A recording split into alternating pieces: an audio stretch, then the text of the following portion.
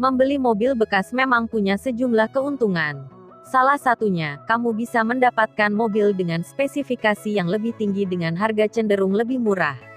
Namun, kamu harus jeli karena kita tidak tahu apa yang terjadi pada mobil tersebut sebelumnya, termasuk apakah mobil pernah mengalami tabrakan atau tidak. Jika mobil mengalami tabrakan yang parah lalu direparasi, maka tetap akan ada performa yang menurun dan sulit dikembalikan seperti semula. Nah, agar tidak salah beli mobil bekas tabrakan, kamu bisa simak 5 ciri-cirinya berikut ini. Ciri-ciri yang pertama yaitu cacat pada rangka atau sasis. Saat memeriksa mobil bekas pilihan, jangan hanya memperhatikan kerusakan pada bodi seperti baret atau penyok saja. Meskipun tidak enak dilihat, kerusakan seperti itu akan mudah diperbaiki oleh bengkel body repair. Mobil bekas tabrakan besar pada umumnya akan terdapat bekas perbaikan pada bagian rangka yang kena tabrak. Cacat ini bersifat permanen karena rangka mobil tidak bisa diganti.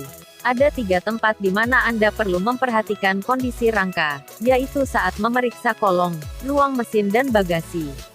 Jika teman-teman semua melihat ada bekas las atau ketokan, maka itu adalah salah satu indikasi jelas mobil pernah mengalami tabrakan. Ciri-ciri yang kedua, bumper memiliki celah yang tidak sama. Bumper yang berfungsi untuk melindungi mobil sering menjadi korban paling parah saat terjadi tabrakan. Jika bumpernya sampai rusak parah hingga mengenai bodi mobil lalu diperbaiki, maka biasanya dudukan bumper dengan bodi mobil akan memiliki celah yang tidak sama rata karena bodi penyok setelah tabrakan. Kamu bisa cek celah-celah antara bodi dengan bumper dan bandingkan sesama antara bumper depan dan belakang apakah ada celah yang sama rata atau tidak. Jika terdapat ketidaksamaan celah dan warna, cobalah tanyakan ke si penjual tentang histori mobil tersebut. 3. Warna cat mobil ada yang belang. Mobil bekas tabrakan akan mengalami penyok atau pecah di bagian-bagian bodi yang mengalami tabrakan, dan jika sudah direparasi maka akan dilakukan pengecatan ulang pada bagian yang rusak tersebut. Karena tarif pengecatan total seluruh mobil bisa memakan biaya yang cukup banyak. Tak jarang orang hanya melakukan pengecatan di bagian yang direparasi saja. Hasilnya catnya pun belang dengan cat yang sebelumnya karena perbedaan jenis cat, faktor pengerjaan yang tak sebaik di pabrik dan warna cat baru yang lebih berkilau dari cat bawaan mobil yang sudah mulai memudar termakan usia. Jika kamu menemukan mobil dengan cat yang belang, kamu bisa menanyakan ke penjualnya mengapa mobil tersebut dicat ulang. Ciri-ciri keempat mobil bekas nabrak ialah mobil terasa tak stabil saat dikendarai. Ciri-ciri mobil bekas tabrakan lainnya ialah kondisi yang tidak stabil saat dikendarai. Cobalah untuk memacu mobil hingga 60 km per jam di jalan lurus. Bila terasa bergoyang dan tidak seimbang, ada kemungkinan bahwa mobil tersebut pernah mengalami kecelakaan.